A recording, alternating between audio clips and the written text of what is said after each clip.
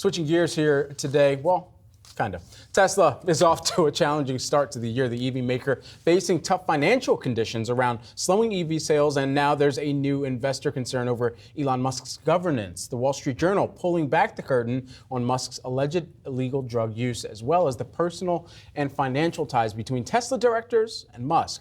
Here to discuss that report and what it means about Tesla's leadership, we have Fletcher School of Law and Diplomacy lecturer and Picking Presidents author, Gautam Mukunda. Thank you so much for joining us here this morning. First and foremost, when you kind of read through the report like this and ultimately gauge your own type of takeaway around what's taking place at Tesla, the leadership there, and specifically Elon Musk, and what the board and other investors should be thinking about this person as a leader, what goes through your mind?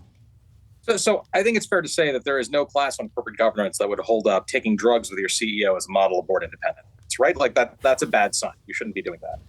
But the broader question is the board's central argument for what they did, right, is that they believe, either implicitly or explicitly, that Elon is a kind of once-in-a-generation business genius, and you need to give him whatever he wants to keep him happy, and if you do, it's worth it.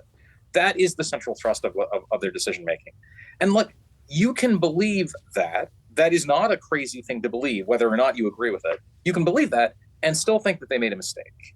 And the reason we care so much about these issues about corporate governance, about maintaining independence, it's not just about legality. It's not just about process. It's that there is no such thing as a person so brilliant that they're not made better by having people around them who can challenge their ideas and test them and stop them from making mistakes in the worst case, right? That person does not exist. You might believe that Elon Musk is the greatest business leader in the 21st century. You might believe he's the greatest since John D. Rockefeller. It does not matter. So, for example, Albert Einstein, right, sort of our byword for genius, the most brilliant scientist of the last era. Albert Einstein was wrong about plenty of things, and other scientists pushed back on him and said, no, I don't think this is right. And science was better because you had that process. A board that is so dependent on its CEO and so closely tied to its CEO that it cannot do that is a board that is, in a real sense, not serving the CEO, certainly the shareholders, but it's not even helping the CEO be his or her best because it's not performing that critical function. Yeah, and Gautam, going off of what you were just saying there, in terms of that recent behavior, the fact that Elon Musk acted and his behavior has shown certain patterns here of the past, has he made it essentially impossible then, it sounds like maybe potentially here, for the board to do its job? I mean, it sounds like he has, and this is a common pattern, right? This is not like any enormously successful leader has a huge tendency to surround themselves with people who will just agree with that. It just happens through our history, right? Alexander the Great did that. Napoleon did that. There's nothing new about that. The reason that we have these laws and these structures is because of those tendencies, so that we can sort of try and counteract them systemically, because it's so hard to do it at the individual level. So yeah, so I would be, like this, it is not a criticism of what Elon has done at Tesla and SpaceX or any number of other places to say that he would be better if he had other people around him who could help him become better. Well, when we talk about the fact that obviously is really impacting the culture of it, especially if, it's important to point out, these are just reports or allegations, I should say, from the Journal. But if in fact any of this is true, what does that then do for culture at the company, ability to hire some of that top talent within the industry? So, I mean, it's really worrying. I mean, so just in the case of Tesla in particular, right, Tesla has already had, right, sort of lawsuits about safety issues in the factories. It's had lawsuits about racial incidents in the factories. Like, people work for Tesla, they work for SpaceX because they get this sense of mission, right, that they can do things, they think, there that they could not do anywhere else. And hey, I mean, like, SpaceX has cut the cost of putting something in orbit by a factor of about 27. Not 27%, it's cut it, divided it by 27. That's an incredible achievement, right? Tesla has made electric cars mainstream in a way that nobody would have thought possible before Tesla was existing. That's a huge achievement.